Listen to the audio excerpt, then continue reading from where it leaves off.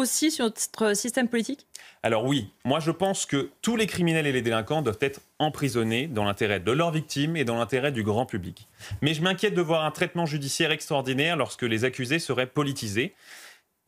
Et en fait, là, objectivement, sous nos yeux, le fait de libérer des détenus de droit commun pour y mettre des détenus qui seraient en partie, je dis bien en partie, politiques ou politisés, est une façon de procéder qui, moi, me rappelle, toute proportion gardée, des souvenirs assez terrifiants de lecture.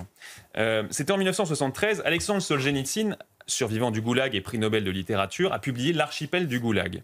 Il y décrivait comment en URSS, une infraction politique contre le pouvoir soviétique était bien plus durement réprimée qu'une infraction contre les simples citoyens. Et je vais vous citer L'archipel du Goulag. Alors je cite, voici ce qu'étaient nos lois pendant 30 ans, jusqu'en 1947. Pour le vol de l'État, le détournement des fonds de l'État, une caisse d'emballage d'un entrepôt ou le vol de 3 pommes de terre d'une ferme collective, 10 ans de prison. Mais le vol d'une personne libre, supposons qu'ils aient vidé un appartement en portant dans un camion tout ce que la famille avait acquis au cours d'une vie. Si le vol n'était pas accompagné d'un meurtre, la peine pouvait aller jusqu'à 1 an, parfois 6 mois. Et en fait, dans un État totalitaire, les délinquants de droit commun deviennent les alliés objectifs de l'État, dont les réels ennemis sont en fait ses adversaires politiques. C'est en cela que les totalitarismes d'ailleurs piétinent ce qui fait l'essence de la civilisation occidentale en tout cas, c'est-à-dire la liberté de penser, la liberté d'expression et la démocratie. Alors évidemment, le Royaume-Uni n'est pas l'URSS, mais comme toutes les grandes catastrophes humaines, ne pas oublier, comprendre et apprendre de ses erreurs est fondamental pour que l'humanité progresse. Et le retour actuel de l'antisémitisme devrait tous nous rappeler que ces leçons sont aussi vitales que fragiles. Et oublier ces leçons, c'est se condamner à refaire les mêmes erreurs.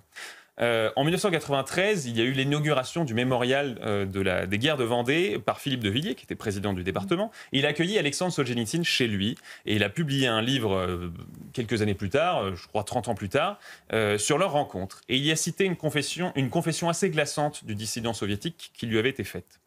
Je vous la cite à nouveau. Vous, en Europe, vous êtes dans une éclipse de l'intelligence. Vous allez souffrir. Le gouffre est profond.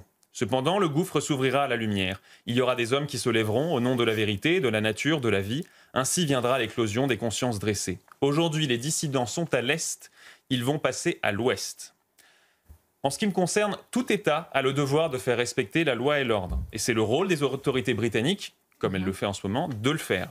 Mais il doit le faire de manière égale et juste pour tous. Peu importe les opinions politiques, que les gens s'opposent à l'immigration, à la surexploitation de la nature, à l'avortement ou aux inégalités sociales.